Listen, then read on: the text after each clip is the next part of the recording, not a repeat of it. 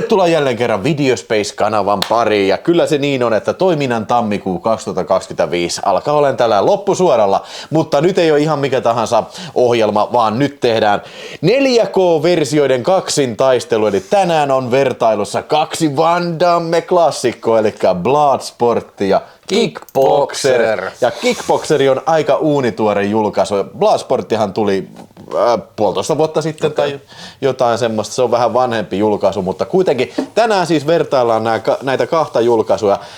Paketointia, ekstroja, elokuvaa ja kuvanlaatua ja katsotaan, että kuka tässä voittaa sitten tällä kertaa. Mutta ennen kuin mennään siihen, niin tässähän on tietysti Apassi.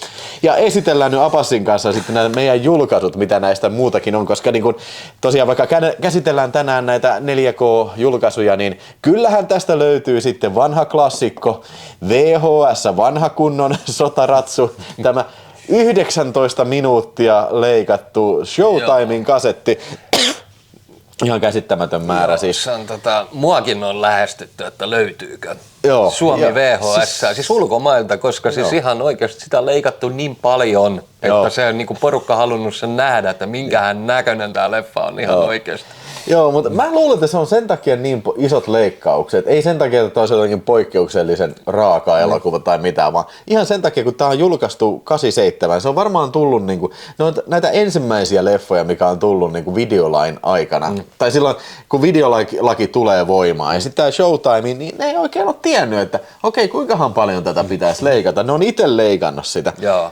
Koska sehän vitutti kanssa, että tiiäksä, jos lähdetään elokuvatarkastamoon niin leffan tarkastettavaksi, niin se joka kerta maksaa. Ja se myöhästyttää sitä. Saattaa mennä monta kuukautta, että niillä on taas aikaa katsoa se uudestaan. Niin ja sitten varmaan myöskin se, että niinku, tässä on valtaosa Bloodsportin semmoista väkivaltakohtauksia on niinku musiikkivideoita.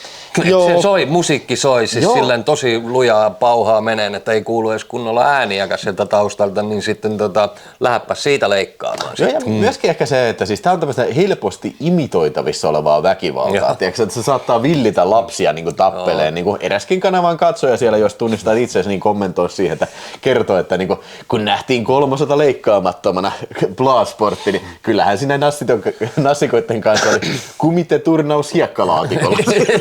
Joo, ja niin, ja sitten onhan tässä se teinikohtauksikin, että niin, että lapset tappelee. Sekin on leikattu toista.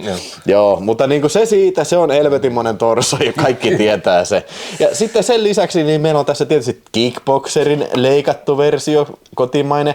Tämä on 3 minuuttia 19 sekuntia leikattu, eli huomattavasti vähemmän, mutta siltikään ei voi katsomiskelpoisesta versiosta kyllä niin kuin missään olosuhteissa puhua. Kickboxerissahan on huomattavasti vähemmän myöskin tappelukohtauksia, jos nyt alat laskemaan.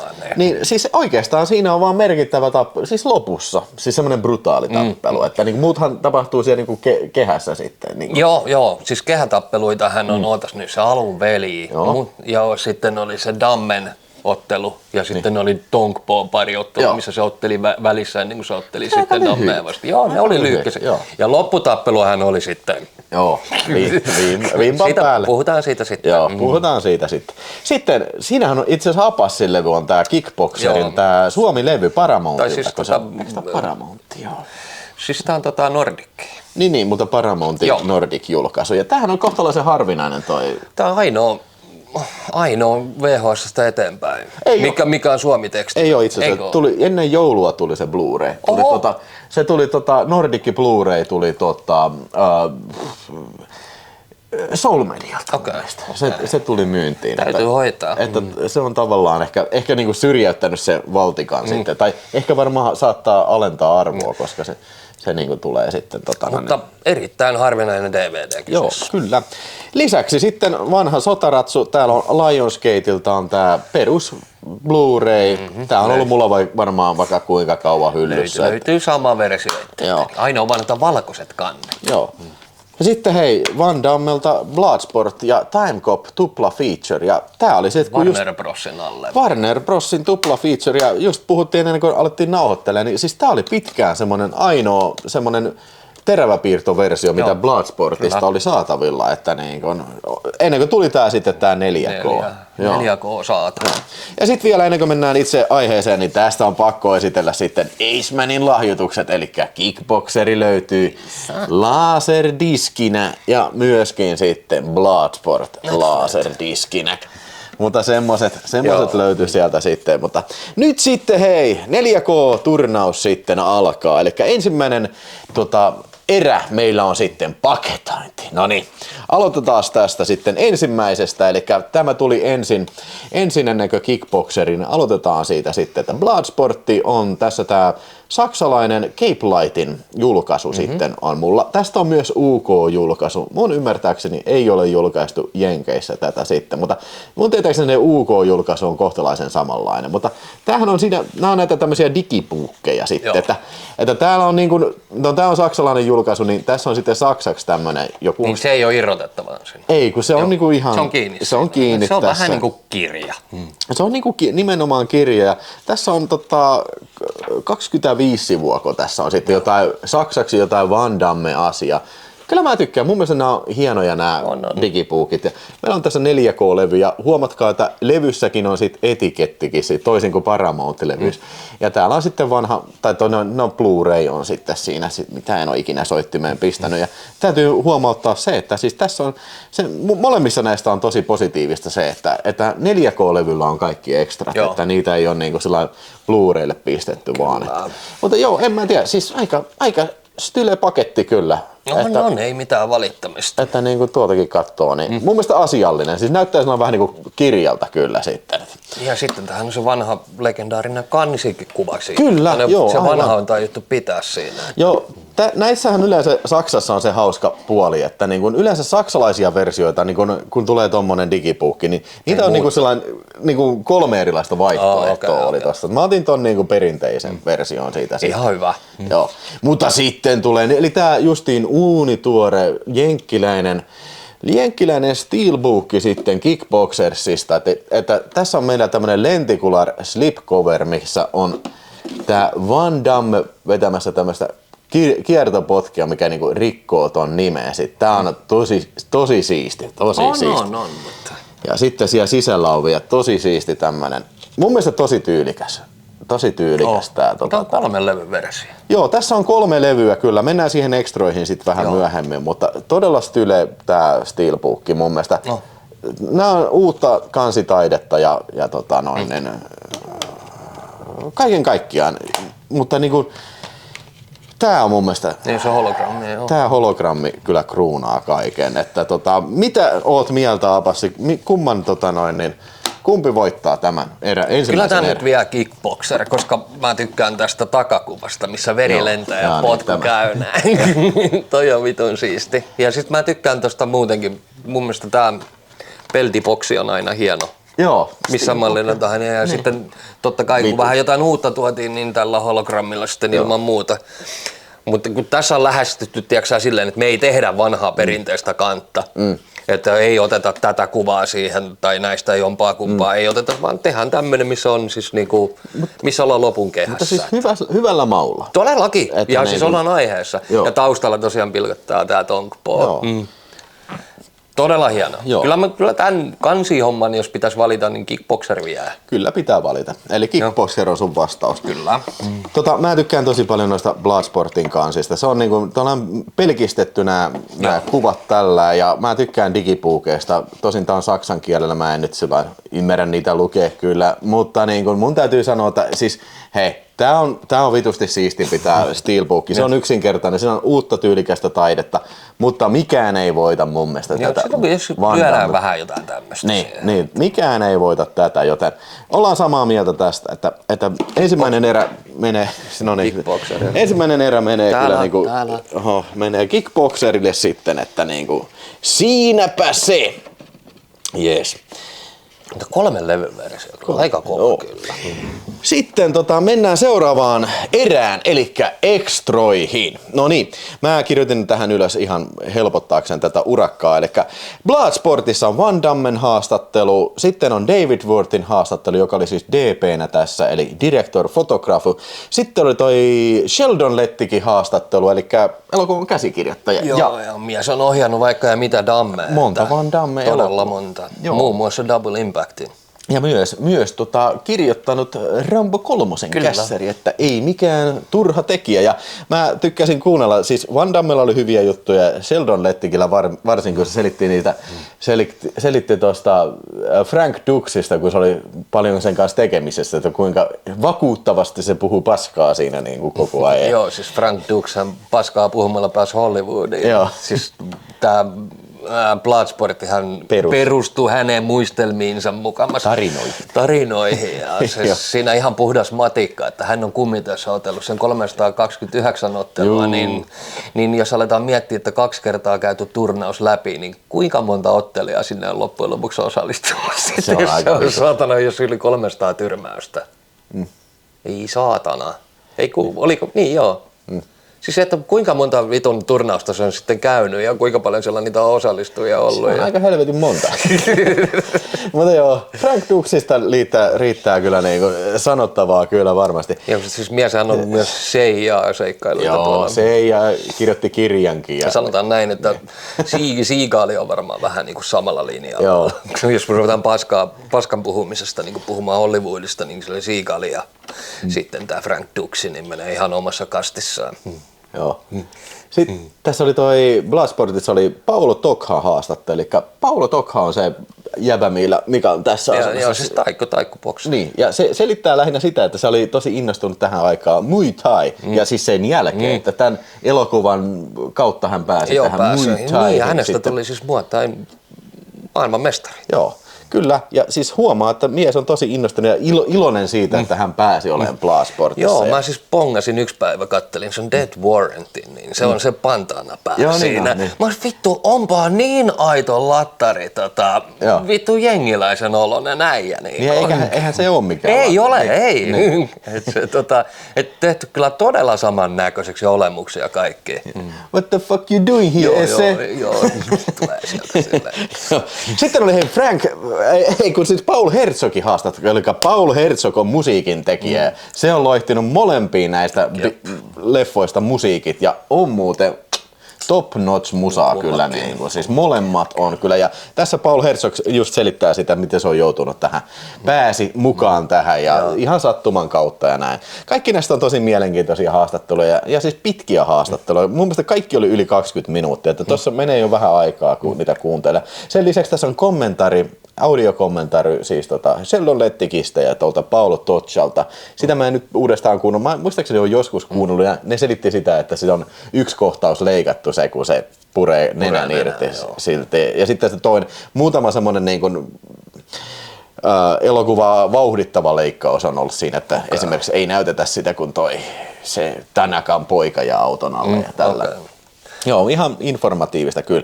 Mutta siinä oli nämä Bloodsportin haastattelu tai ekstrat ja sitten tietysti täällä Kickboxerin puolella on jälleen kerran Van Damme haasteissa ja selittää kuinka tämä oli tärkeä leffa hänen urallaan ja siellä on niin kuin paljon enemmän panoksia pelissä tässä kuin Bloodsportissa. Että nyt sillä oli niin kuin semmoinen oikein niin kuin näytön paikka. Se oli että se ei ollut vahinko se Bloodsport. Niin, ja sitten se oli ehkä enemmän mukana siis tämän elokuvan tuotannossa sit, kuin tässä Bloodsportissa. Sitten Michael Wissin, Michelle Gissin haastattelu, eli Tongpo. Joo, Tongpo, ja sitten onhan se siinä Bloodsportissakin. Niin on muuten, joo. Mutta siis tähän se oli maskeerattu tollainen niin taikkuääni. Joo, ja siis nehän oli, että ne oli huomannut, että se oli... Ne oli porukka luullut, että se on oikea thai-boksaaja, siis Tongpo, niin ne oli pistänyt sen aina kun se oli tullut johonkin julkin, niin maskeeri päähän ja ulos ja sitten ne oli pidetty sitä roolia yllä niin kauan, että toi leffabuumi vähän alkoi himmenee. Ja sitten tultu ulos, että tää onkin maskeerattu tää jätkä. Joo, siis se. Oikein, mä olisin halunnut olla kärpäsenä katossa, kun ne miettinyt. Niillähän oli ollut ongelma, että kun ne oli yrittänyt löytää isokokoista taikkupoksaajaa. Ei Thaimaassa ole isonkokoisia äijää, niin mikäli Kissi sitten laitettiin siihen.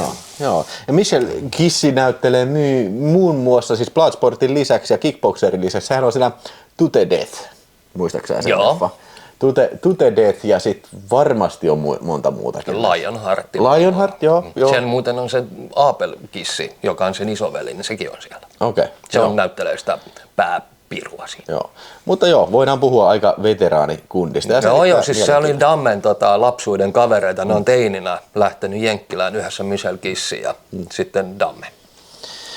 Sen lisäksi tässä Kickboxerilla oli John Cranhouse, eli Director of Photography haastis. Ja tässä oli se, että hän puhuu tosi teknisistä asioista, tiedätkö, että kuinka tämä kuvattiin ja kuinka se oli kuulemma vaikeuksia siellä Eastman Colorin siellä laboratoriossa, että kun se loppuriili, mikä on siinä tämä tappelu, että vittu heille ei tule, ne oli sanonut, että vittu kun tämä on hankala tehdä, kun heille ei tule yleensä leffoja, mikä on näin paljon leikkauksia siinä, että näin tiiviisti leikattu, että siinä värimäärittelyssä meni kauan ja se oli sitä pettynyt siitä, että se oli sitten printattu väärän malliselle filmille, Agfalle, aina se saatana Agfa paska filmin, että se näytti paskalta siellä teattereissa, mutta nyt se, kuulemma se on tästä negatiivista nyt ekaa kertaa saatu sitten tähän, että näyttää hyvälle sitten. Siitä, sen verran opin siitä ja sitten siinä olikin haastattelu. Sitten oli 2 kommenttiraitaa ja David Worthi ja sitten, eli se DP ja sitten oli Mark Dissal, eli ohjaaja. Dissalier, joo. Mä en ei ollut aikaa kuunnella näitä kommenttiraitoja. Tämä joskus aikaisemmin, kun kuunnelin tästä Bloodsportista, silloin kun töitä teen, niin pistän kuulokkeet päähän. Se on ihan mukavaa, mutta tällä kertaa en tätä teen. Lisäksi sitten levyllä numero 3 on täällä sitten toi International versio. Eli 5 minsaa pitää. Mä luin vähän juttuja, mutta siellä oli lähinnä semmoisia lasten perässä juoksemisia ja sitten yksi keskustelukohtaus sen Eerikin ja Kurtin välillä, kun se on sairaalassa. Että se Eerikki alkaa, että vittu mulla ei jalat toimi, että ne on vaan tommoset hammastikut. Niin se on ottanut sen keskustelun pois. Se olisi ollut kyllä, mä aloin miettiä, että jos se kohtaus olisi sinne jäänyt, niin se olisi kyllä rikkonut sen rytmin. Tää on todella täydellinen rytmiikaltaan tämä elokuva. Just näin. Että noin on ehkä parempi, että sen sijaan, että ne tekee tommosen kokonaisen levyn siitä. Varsinkin kun se laatu on semmoinen tyyliin täyskuva VHS masterilta otettu. En tiedä, onko se peräti samasta sitten tää veistetty tää. Ei kun tää on 97 minuuttia, eli saman mittainen kuin toi teatteriversio. Mutta anyway, niin siis, että ne olisi ne erikseen leikannut poistetuiksi kohtauksista tosta lisää, että ne voi katsoa sillä lailla. Mä vähän epäilen, että kukaan ei tästä, jos sä ostat 4K-version, et sä nyt katso sitä sellainen VHS-tasolla sitten kokonaan. Olisi palvelus olisi ollut se, että ne olisi erikseen, mutta semmoista nyt ei ollut tässä. Mutta siinä nämä ekstrat oli ja nyt kun lasketaan yksi yhteen, niin ynnätään nämä, niin tossa oli enemmän haastatteluja tässä, mutta tässä oli yksi kommenttiraita lisää. Lisäksi tässä oli toi justiin se international versio. Että jos mua kiinnostaisi ihan oikeasti Mark Dissalien kommenttiraita. Että mua ihan oikeasti kiinnostaa, että mitä hänellä on sanottava ja Worthilla kanssa. No okei, sä et ole nähnyt näitä ekstroja, mutta sä voit äänestää tätä just tältä kuulopuheenjohtajalta sitten, mutta nämä oli tosi pitkiä, niin kuin sanoin, nämä oli aika lyhyitä, siis sellainen tyylin 10 minuuttia, mutta ei se mitään, mä yleensä tykkään, että jos on ekstroja haastattelu, mitä lyhyempi sen parempi, jos se pysyy aiheessa, tiedätkö? Monesti varsinkin jollain Vinegar-syndroomella, niin se joku joku, tiedätkö, 87 vuoden niin kuin vittu Never Heard-elokuva, joku tekijät päässyt haastatteluun, niin aloittaa sen, että joo, mun porukat tapas silloin vuonna 1946, kun tuolla Työväen ja teatterissa. sitten on 1,5 tuntia. Okei, miksi vitussa sä aloitat näin kaukana, vittu? Joo, oli 3 miljardia vuotta sitten maapallo oli pelkkää sulaa kiveä ja sitten oli myrskyjä. Sittenhän, no niin, tarkoitan just sitä, että niinku, hei, pysy aiheessa. Ei sun tarvi lähteä siitä, koska sun porukat tapas. Niin. Mutta joo. Kyllä toi Bloodsportikin sinänsä kiinnostaa, koska mä oikeasti haluan nähdä, että miten toi porukkaan käyttäytyy, kun se vitun Frank Dux on pikkuhiljaa alkaa niin jäädä paskapuheestansa kiinni. Siinä on just Sheldon Lettikissa on tosi paljon juttuja Frank Duxilta. Mä sanon, että nämä haastattelut ehkä parempia kyllä. Ja okei, mä en osaa verrata kommenttiraitaa kyllä tossa. Siis mielenkiintoisempia haastatteluja. Ehkä vähän turha justiin toi international-versio. Niin kuin, siis on ihan nice to have, mutta niin kuin se, että olisi niin kuin leikannut ne erikseen, niin se on ehkä hyödyllisempää tässä. Kyllä. Harmi, että tästä ei ole poistettuja kohtauksia. Olisi kiva nähdä ne, mitä oli poistettu sitten. Mutta niin kuin nämä on niin tosi tasaväkisiä, mutta niin kuin, mä annan kuitenkin äänen tälle Bloodsportille. Sä annat sille äänen. Mä annan Kickboxerille. Näin kuulepuhin perusteella. Eli toistaiseksi meillä on niin kuin, tiedätkö, Kickboxerin puolesta on ollut paketointi ja sitten oli 1-1 oli tolle extroille. Mennään eteenpäin pelissä. Eli sitten puhutaan kuvan laadusta. Oi vittu. Malauta. Kumman sä nyt valitsit? Siis, tää on mulle ihan täysin arpapeli. Tää on mulle tasapeli. Kyllä tämä siis molemmat näyttää todella hyvältä. Siis, hyvältä. Kun mä katsoin niin aluksi, että tätä on tosi vaikea uskoa, että tämä on 80-luvun elokuva. Niin. Ja siis sitä, niin kuin, nämä on tämmöisiä pienen budjetin elokuvia, niin. Että niin kuin, mitenköhän se on mahdollista, niin kuin, isoista studioelokuvista ei meinaa saada niin kuin, hyviä printtejä, mutta sitten kun... James Cameronin True Lies. Me tullaan mainitsemaan se vittu aina. Sä pääset tästä, niin valitettavasti. Siis, ja sit se, niinku, että vittu, joku Aliens niin, ja Terminator, okei, ilmeisesti ei ole menty skannaan niitä alkuperäisiä filmejä, mutta niinku, tässä niinku, vittu vanha konsti on parempi kuin bussillinen uusia. Mä veikkaan, että tämmönen vittu 4K-skannaus ja sitten sieltä niinku roskien sivuun. Se varmaan on jopa halvempaa kuin AI alkaa niinku tekemään sitä. Et en mä niinku tajuta, mikä vittu siinä on, että ei voida mennä. Mutta, mutta näistä on saatu tosi hyvät printit. Vitun kirkkaat, vitun tarkat. Ei mitään hätää niinku kummassakaan. Että siis... Mä sanon tuossa Kickboxerista, kun se lopputappeluhan käydään semmoisessa punaisessa sävyssä.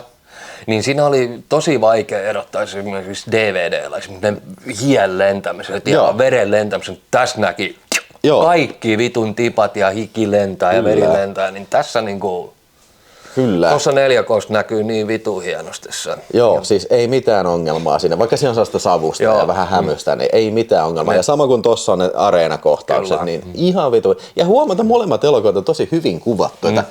Ei, mä en ainakaan, mun silmään ei pistänyt mitään semmoisia kuvia, mitkä olisi sellainen epäfokuksessa kauheasti. Että niin kun, kyllä nämä, siis David Worth, joka oli tässä DP ja oliko se tuossa sitten ohjaajana, niin osaa hommaansa kyllä todella hyvin. Ja vittu, mä en tiedä miten näitä pystyy parantamaan enää sit, jos... Tää on 1-1 kummalle. Joo. No, se on tasapeli. Mä otan tän Kickboxerin sen takia, että se loppu. Koska sen olisi voinut kustaa sen värimaailmaan ihan vitun pahasti. Se olisi voinut olla tosi heiluva ja semmonen niinku... Että se menisi niinku, sävyt vaihtelee, jos se olisi tehty vähänkin samalla tyylillä kuin True Lies. Niin, mutta tässä oli tosiaan se, että punaisessa sävyssä ja se kaikki näytti vitu hyvältä. Ja semmoinen huomio kans pitää sanoa, että siis kyllä mun mielestä Kickboxer, se on visuaalisesti kiinnostavampi elokuva. Siinä on kaikki niitä Thaimaan hienoja maisemia ja sitten se justiin se hämyinen lopputaistelun paikka. Siinä missä Bloodsportissa on kyllä hienoja niitä Hongkongin katukuvia kyllä siis ja kuinka tarkalta ne näyttää, se on hieno. Mutta kyllä mä sanon, että se Kickboxer on visuaalisesti kiinnostavampi, jotain multakin pisteet Kickboxerille sitten. Eli Kickboxerilla on nyt 2 täyttä pistettä ja sitten ollaan puolikas. Jäämässä jalkoihin. Katsotaan miten menee. Sitten seuraavaksi tulee erämusiikit. No niin. Eli molemmissa on Paul Herzogin musiikit ja molemmissa on hyvin samankaltaiset musiikit ja molemmissa on myös niinku vokaaleita, on musiikkimontaaseita ja tällä. Ja sitten on semmoinen, että mököttelykohtaukset. Joo, joo, muistelee niitä. Joo, ja semmoinen no, fight. We got to fight. Niin ja sitten kun Fight to survive. niin siis täällä oli se kumitee. Mutta tässä oli sitten never surrender. Eli niinku. Joo. Siis molemmat. Mutta jos niinku puhutaan niinku korvakärpäsestä, niin kyllä se vittu on Bloodsport. Kyllä se on Bloodsport. Kyllä se on Bloodsport. Kun se kumitee alkaa humissa, niin se vaan jää sinne. Fight to survive. Kyllä se on kuule munkin valinta. Se on pakko olla. Se Stan Bushhan laulaa sen. Herzog on niinku säveltänyt. Ja Stan Bush laulaa ne. Kummakin itse asiassa Never Surrender ja Kumite. Joo. Siis okei, tää on paha valinta, mutta kyllä mä valitsen Bloodsport. Vittu mikä kaksikko nämä jätkät on ollut Herzog ja Stan Bush. Stan Bush hän on tehnyt myöskin tämän Jump-coverin. Eli You got a touch. Eli Boogie Nights, jos muistatte sen, kun Mark Wahlberg, ne perustaa bändin. You got the touch. Niin se on Stan Bushin alkuperäinen biisi vuodelta 80 muistaakseni. Ei yhtään ole jumpia mukaan. Ei joo. Mutta onko sä samaa mieltä? Että... Kyllä se on. Joo, se on se kumite on niin ikoninen. Joo, eli tilanne on nyt 3 pistettä vastaan 4 pistettä. Mutta sitten taas noin training montage. Musiikin siis tässä on ja kun tossa ei ole training montage, mutta se ei ole periaatteessa niinku musiikin vika, se on elokuvan vika. Totta kai tässä olisi pitänyt kyllä se olisi todennäköisesti tehty hyvin samankaltainen biisi. Nyt olisi pitänyt mennä sen kaljaa juovan mikä sen nimi oli? Jackson, niin niitä olisi Jacksonin kanssa pitänyt mennä salille, tiedätkö? Sitten Jackson olisi vetänyt punta, Jackson olisi ottanut kaljaa. Joo, ja samalla tämä yksi vetää Epic Splitti. Itse asiassa siis Van Damme vetää eniten tässä omista leffoista Epic Splittejä ja se vetää 7 kertaa. Joo. Epic Splittin tässä. Mutta tästä on hyvä toi aasinsilta sitten matseihin, eli parhaat tappelut. Kummassa on paremmat tappelut? Ei satana. Kyllä siis kickboxerissa se on viety pitemmällä. No. Ja siis se on suunniteltu, se ensinnäkin se lopputappelu on vitun pitkä. Et siinä on monta vaihetta, että ekaksi ottaa polvet, kyynärpäät, nyrkit ja otsa. Ja sitten että käydään, se on pitemmän päälle suunniteltu ja tälleen, kun tossahan on tosi paljon lyhkäisiä ja se lopputappelukin on paljon lyhyempi kuin mitä tämän kickboxerin lopputappelu. Mutta kun mennään siihen graafisuuteen, niin sitten alkaa toi Bloodsportin osuus tulee esiin. Esimerkiksi se jalan murtaminen on vitun ilkeä kohtaus. Ja muutenkin, siis siinä on niinku ehkä enemmän muistettavia juttuja. Joo, ja säkeille kiskastaan. Ja se on oikeasti kivuliaita juttuja tehdään tässä. Että, Joo, kyllä. Ja siis niinku se, että niinku, tässä nämä taistelijat on muistettavampia. Se on se sumopainiäijä ja sitten oli se apinamies ja sitten oli se Rochan tosiaan.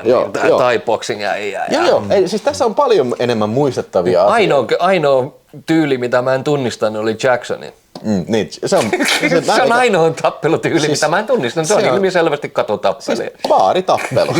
Jackson, se on sen laji. Niin se on kaikki muut taisi, toi on kung fuuta ja toi on karate ja tällaista, mutta Jacksonissa oli vaikea, että sitä ei erottanut, mitä se yritti. Joo. Kyllä, sitten semmoinen asia, mikä pitää sanoa Bloodsportin tappeluista, tämä ehkä vähän liittyy myös tähän musiikeihin, mutta nämä on jotenkin hirveän hypnoottisen tuntoisia. Siis se on monessa niinku kohtauksessa siis se syntikka musiikki ottaa niinku paljon niinku harteilleen tätä tarinan kerrontaa. Ja siis se on niinku mun mielestä niinku tämmöistä martial artsia puhtaimmillaan. Siinä on musiikki vaan. Ja huomaa, että ne on vähän niinku suunniteltu ehkä niinku myös sen musiikin mukaan. Se se on siellä hiljaisia hetkiä tällainen. Niinku mun mielestä se on huomattavasti paremmin niin kuin suunniteltu nämä tappelut. Okei, no siis kickboxerin loppukäy on aika vitu hyvä. Se menee siis niinku, se menee semmoiseksi yksittäinen niinku miestä vastaan tappelussa yksi kaikki aika parhaita. Mutta kun niitä on vähän, sun pitää muistaa tässä, että kickboxerissa kuitenkin se elokuva rakentuu vähän muihinkin asioihin kuin pelkästään tähän. Niinpä. Että siinä on se reeni on niin vitun iso pala tätä kickboxeria ja sitten myöskin tämä rakastuminen. Eli niinku, tuossa Bloodsportissahan se ei niin sanotusti pääsee selkään, mutta ei se niinku rakastu siihen, eikä sillä, sen suhteesta ei tehdä mitään sen syvällisempää, kuin sillä kickboxerissa taas Mai Liila ja sillä on paljon syvempi. No nyt mentiin jo vähän tähän viimeiseen aiheeseen, eli itse leffaan, mutta niin kuin, okei. Tappelukohtaukset menee Bloodsportiin. Niin munkin mielestä, eli tämä pistää Bloodsportin johtoon, eli 4 pistettä ja 5 pistettä sitten on Bloodsport. Viimeinen kohta, eli itse elokuva sitten, eli molemmat on hyvin simppeleitä juoneltaan. Siinä missä Frank Dux menee tässä Hongkongin kumite-turnaukseen, ja sitten siinä on taustajuona se, että ne CIA-agentit yrittää etsiä sitä, ja myös se, että se rakastuu siihen reporteriin. Vittu mä aina vituttaa tää klisee, että aina on reportteri. Aina jos halutaan kiinnostava naisystävä elokuvaa, se on joku reportteri tai joku uutistoimittaja. Vittu sitä lähennellään koko ajan tässä. No niin, kaikki ei tosiaan lääpällään siihen. Joo, niin miksei vaikka välillä Lidlin kanssa? Niin. Tai joku lipun myyjä. Tai joku mä haluan päästä kumiteen. Mä oon vittu Hermannasta Lidlissä tein. Mä haluan tulla vaan näitä kattoon näitä. Mä haluan tuonne vittu, mutta kukaan ei kerro missä se on. Tai miksei vaikka voi olla ensimmäinen, mä haluan ensimmäinen naisottelija kumiteessa. Esimerkiksi. Niin. Mutta reporteri, se on se on pienin mahdollinen, semmoinen yhteinen nimittäjä, mikä voi olla tämän tyylisessä elokuvassa. Mutta any case, ja myös sitten tämä ystävyys tämän Jacksonin kanssa, hyvin simppeli, todella simppeli juoni. Okei, kickboxer. Ihan vitu hyvä. Siis siinä on, ensinnäkin siinä hän esittää Dammen veliä, esittää Dennis Alexia, joka on siis ihan oikea thai-boksari ja kickboksari ihan maailmanmestaruuteen asti mennyt. Niin.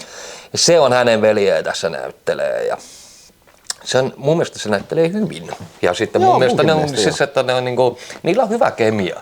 Siis Dammella ja sillä, niin mun mielestä niiden kaveruus toimii tosi hyvin tässä, tai siis niiden yhteistyö ja mitäs muuta. Ja sitten kickboxerin reenikohtaukset on niittu, ne vetää ihan verta tolle rockille.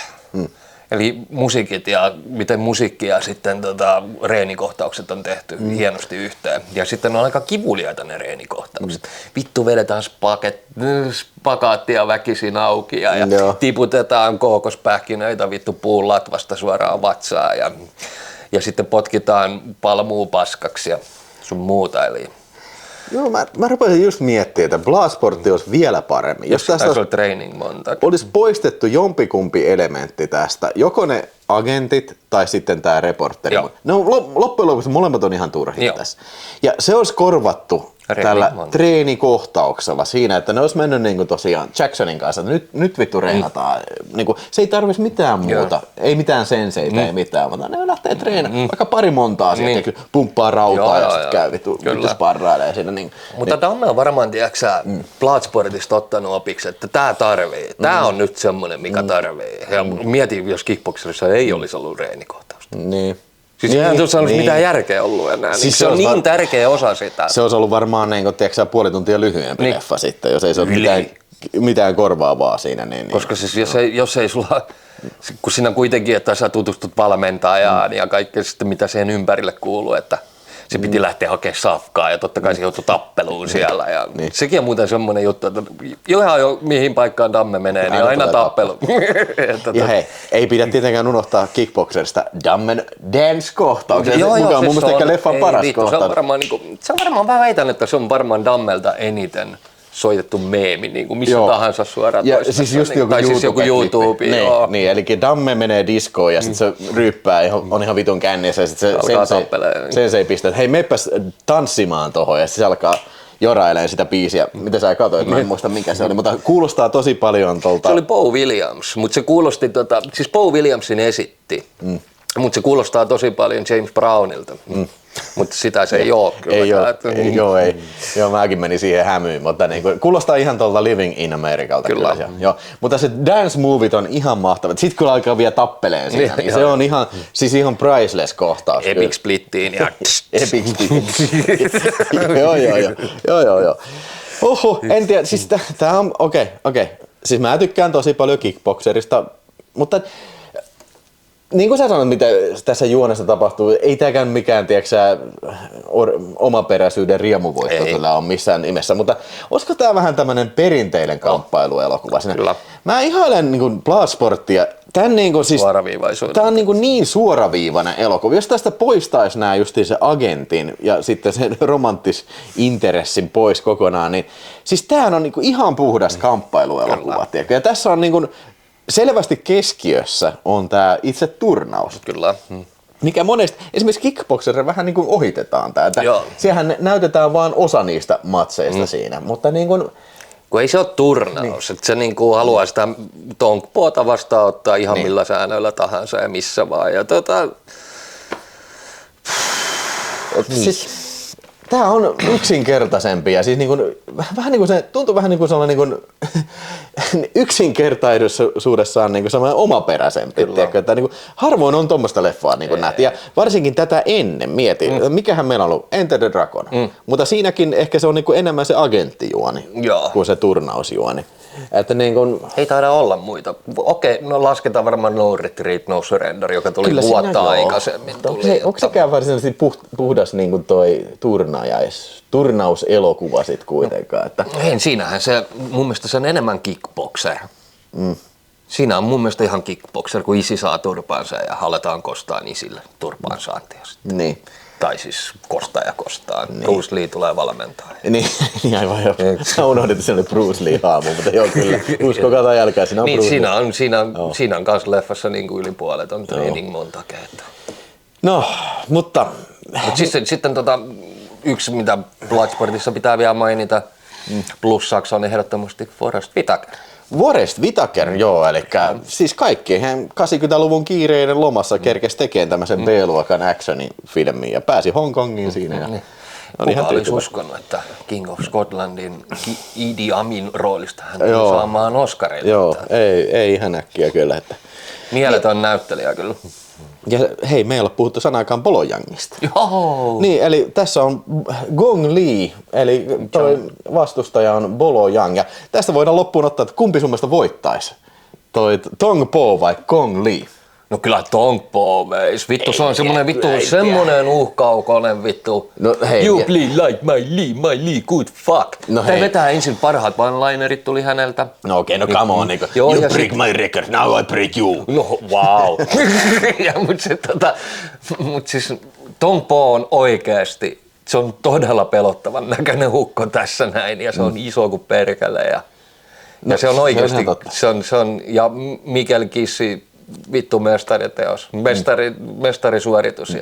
Mutta mä tiedän, että Gong Li voittaisi, koska meillä on elävä todiste siitä. Että tässähän siis Michael Wissi ottaa matsia ton Tong Po eli Bolo Yangin kanssa. Ja se murtaa sen jalan siitä. Joo, se on se just se tyyppi Michael Wissi, kun potkastaan, Michel Kissi potkastaan sen sääriluu irti, että niin kuin siinä se voitti. Mutta hei, nyt tähtiä sitten. Tähtiä kickboxerille. Kickboxerille 4,5 ja Bloodsportille 4,5, mutta jos jompikumpi pitäisi valita, niin kickboxer, koska Kickboxer on mulle niin uskomattoman rakas elokuva. Okei. Eli siinä painaa kyllä nostalgia. Eli meillä oli nyt 4 pistettä ennen tätä, oli Kickboxerille ja sitten oli 5 pistettä tähän. Mun täytyy kyllä sanoa, että vaikka Kickboxer on loistava filmi ja tykkään siitä, niin mun valinta on Bloodsportti, koska tää on jotenkin uniikki ja sit ne musiikit on jotenkin sellainen niin hirveän ikoniset sellainen. Tekee niin kuin, se jotenkin nostaa näitä tappelukohtauksia, mitä on tässä enemmän. Ne nostaa niin kuin unenomaiselle semmoisen niin kuin, jopa fantasiamaiselle tasolle niin kuin jossain määrin. Että minä valitsen tämän, eli sinne tuli 5 pistettä ja tälle tuli sitten 6 pistettä. Eli kyllä se näillä näkymin Bloodsportista kai se näillä näkymin on sitten, että niin kuin ihan hiuskarvan verran niin kuin Bloodsportti sai sitten enemmän pistettä. Mutta siis ihan oikeasti, jos vähänkin damme nappaa, niin nämä kummatkin hyllyyn kuuluu. Nämä on ihan hyllykamaa. Mä pistän linkkejä siihen ton kuvan alle, videon alle, niin voi hommata ne. Kyllä ne on vittu klassikoita, ei jumalauta. Ja en mä nyt. Vittu, damme on siis ihan oikeasti luotu turnaus elokuville. Kyllä. Kun niitä oli, kun sä alat miettiä, että Bloodsport, Kickboxer ja sitten Lionheart tuli heti. Ja sitten Questi. Sitten oliko muita? No, onhan se niin kuin näissä Kickboxerin remakeissa, mutta siinähän ei itse ottele. Vielä yksi Dammelta, please. Bloodsport vanhainkodissa. Joo. Se olisi ihan vitun hyvä. Tiedätkö, vanhojen joo. patuja. Se vähän niin Expendables-turnaus. Joo, ne kerääntyy, ne kaikki vitun kumitäijät, jotka on jäänyt eloon. Bolo Jangi tulisi sinne kanssa. Joo, jumalauta, mikä leffa. Hei, Damme, saa käyttää tätä ideaa kyllä. Bolo Jangista täytyy myös sanoa, että kyllä vitun taitava äijä, se on kyllä niinku, vaikka ottaa huomioon sille minkäännäköistä kamppailua. Niin, eli keho rakentaa. Kyllä, että hienosti pärjäs. Kyllä, hei, kiitos, tämä oli pitkä video, mutta kiitos. Kyllä. Nyt sano sinä, kumpi sinun mielestä voittaisi? Joo. Kerro se meille kommentissa ehdottomasti ja paina tykkää ja tilaa kanava ja me palaamme sitten seuraavan kerran taas 4K-turnauksessa, kun seuraavaa aihetta jostain keksitään sitten. No niin, kiitos. Morjes.